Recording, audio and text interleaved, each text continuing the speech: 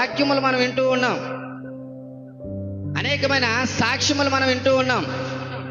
రెండవ అక్కడికి సమయము వచ్చేసిందని అనేక మంది ప్రవక్తలు చెప్తూ ఉన్నారు, అనేక మంది సేవకులు చెప్తూ ఉన్నారు, అనేకమైన సూచక క్రియలు జరుగుతూ ఉన్నాయి. అవన్నీ మనం చూస్తున్నాం, కానీ మనలో ఏముండట్లేదంట, స్థిరమైన నమ్మకం ఉండట్లేదు.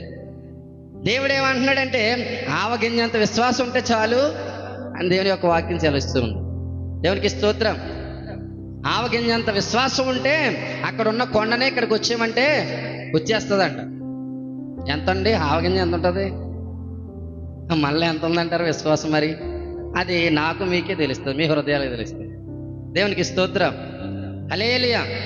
అయితే దేవుడు అక్కడ ఇక దొంగని దేవుడు స్వీకరించి నాతో పరదేశంలో ఉంది అని ఖచ్చితంగా అక్కడ చెప్పాడండి. నేను మొత్తం రెఫరెన్స్ చూపించట్లేదు, మామూలుగా చెప్పుకుంటూ వెళ్ళిపోతున్నాను. దేవుడు ఆ యొక్క దొంగని అక్కడ యాక్సెప్ట్ చేశాడు. ఆ యొక్క దొంగ అక్కడ బాప్టిజం పొందలేదు, ఆ యొక్క నీళ్ళలో కానీ ఎక్కడ బాప్టిజం పొందలేదు.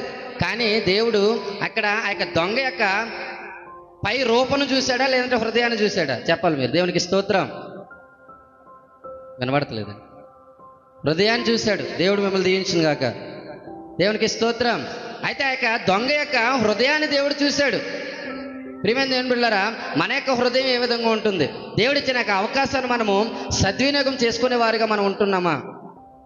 రేపు మారు మనసు పొందుదాం, రేపు బాప్టిజం తీసుకుందాం, లేదంటే ఎల్లుండి తీసుకుందాం, లేదంటే వచ్చే సంవత్సరం తీసుకుందాం, లేదంటే జనవరి పోస్టింగ్ తీసుకుందాం, ఇది కాదండి. ప్రియమైన దేవుని బిడ్డలారా, ఆ యొక్క దొంగ దేవుడిచ్చిన అవకాశాన్ని సద్వినియోగం చేసి పరలోక రాజ్యానికి వెళ్ళడానికి సిద్ధపడి ఉన్నాడు. పరలోక రాజ్యంలోకి అడుగు పెట్టడానికి దేవుడు అంగీకరించాడు ఆ యొక్క దొంగని. ప్రియమైన దేవుని బిడ్డలారా, మనము కూడా దేవుడిచ్చిన యొక్క అవకాశాన్ని సద్వినియోగం చేసుకొని పరలోక రాజ్యంలో ప్రవేశించే వారిగా ఉంటే మన యొక్క జీవితాలు ఎంత బాగుంటాయి. రేపు మారదాం, ఎల్లుండి మారదాం, రేపు ఉంటామో పోతామో తెలియలేని జీవితాలు మనవి. ఈ గంట బాగుంటాం, మరొక గంటలో ఉంటామో పోతామో తెలియలేని జీవితాలు మనవి. ఈ ఒక్క సెకండ్కి ఒక దొంగలాగా మనం మారిపోదాం. మన యొక్క హృదయాలు మార్చుకుందాం.